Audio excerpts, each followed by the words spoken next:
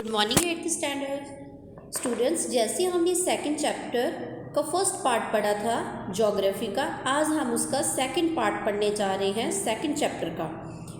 तो आपने ये जो वीडियो है इसको ध्यान से सुनना है।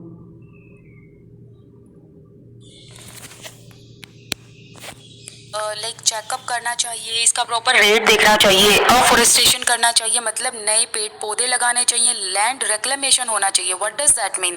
दैट मीन्स एक लैंड को फॉर्म करना चाहिए, नई लैंड बनानी चाहिए। कैसे? ये कोस्टल एरियाज में होता है काफ़ी। ऐसा क्या होता है कि कुछ एरियाज में ना माउंटेनियस पार्ट वगैरह या कुछ रॉकी पार्ट वगैरह फिट कर दिया जाता है और एक लैंड फॉर्म हो जाती है। तो वो आप एक बार देख सकते हो, जरा उसका प्रोसेस आप देख सकते हो।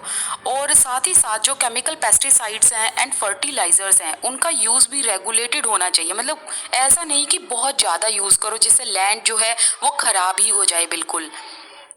और प्रॉपर चेक ऑन होना चाहिए ओवर ग्रेजिंग पर, कि कहीं कोई पार्ट ज़्यादा ओवर ग्रेज तो नहीं हो रहा कैटल्स के थ्रू या कोई पशुओं के थ्रू।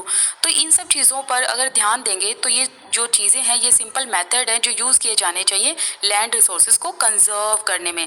नेक्स्ट है लैंडस्लाइड्स। ये क्या होती है? लैंडस्लाइड्स होती है जब मास मूवमेंट में कुछ चीज़ें गिरती हैं, जैसे कि rock, debris and earth down a slope.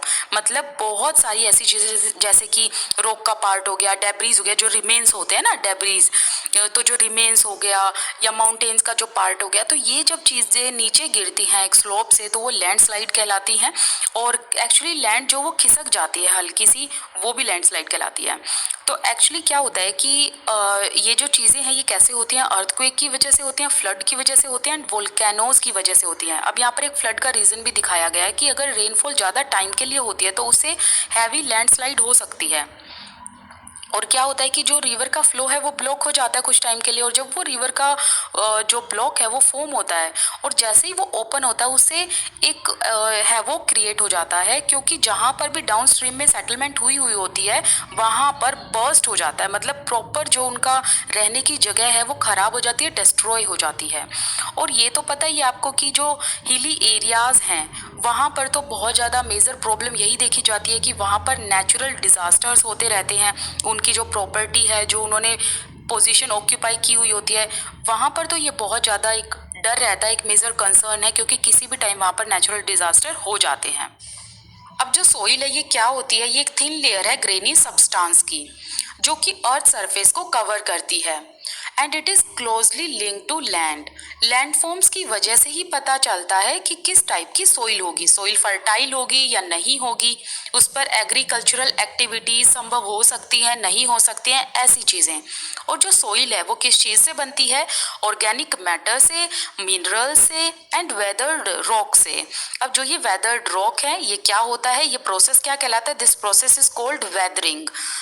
Right mixture of mineral and organic matter make the soil fertile. अब सोइल जो इतनी फर्टाइल होती है उसके पीछे रीज़न ये है कि उसमें राइट अमाउंट मिक्सचर होता है मिनरल का एंड ऑर्गेनिक मैटर्स का।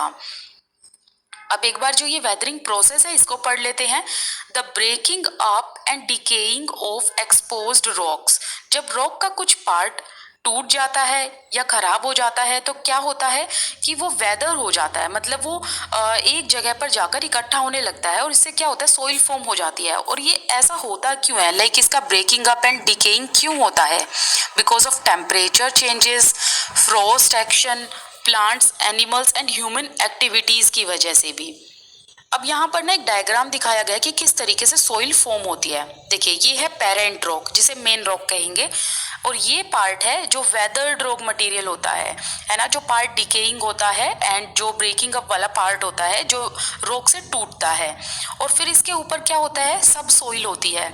ये सैंड, सिल्ट एंड क्ले से बनी हुई होती है।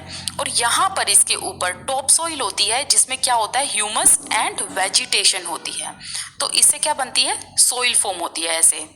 अब 1 सेंटीमीटर ऑफ सोइल बनने में कितना टाइम लेती है? It takes hundreds of year to make just 1 centimetre of soil. मतलब 100 साल लग जाते हैं 1 सेंटीमीटर ऑफ सोइल बनने में।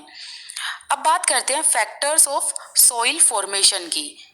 जो मेजर फैक्टर्स होते हैं सोइल फॉर्मेशन में वो कौन से होते हैं? Nature of parent rock and climate factor.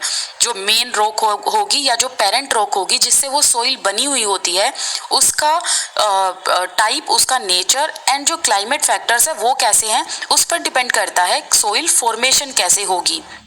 And other जो फैक्टर्स है वो है topography, role of organic material, या फिर कितना टाइम लगेगा कंपोजिशन में, किसकी? सोइल फॉर्मेशन की कंपोजिशन में।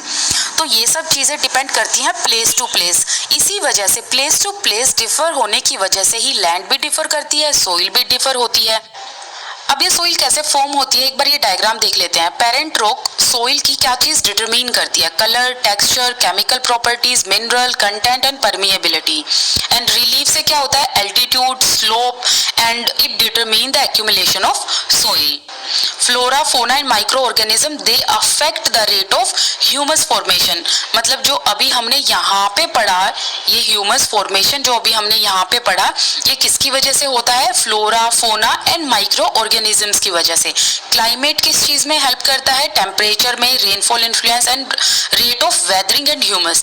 मतलब वेदरिंग कितना हो रहा है ये क्लाइमेट पर डिपेंड करता है, एंड टेम्परेचर की वजह से एंड रेनफॉल इन्फ्लुएंस कैसा है उस हिसाब से सोइल फॉर्मेट होती है। तो डिपेंड करता है वो क्लाइमेट पर। एंड टाइम पे क्या डिपेंड करता है कि कितना टाइम लगेगा सोइल को फॉर्म होने में, और ये डिटरमाइन करती है थिकनेस सोइल की। ठीक है, अब हम पढ़ेंगे कि सोइल का डिग्रेडेशन कैसे होता है एंड कुछ सिंपल मेथड्स जिससे हम सोइल को कंजर्व कर सकते हैं। सोइल इरोजन होता है, डिप्लीशन होता है, that is a major threat to soil as a resource. और human factors and natural factors दोनों ही इफेक्ट करते हैं जिसकी वजह से जो सोइल है उसका डिग्रेडेशन होता है।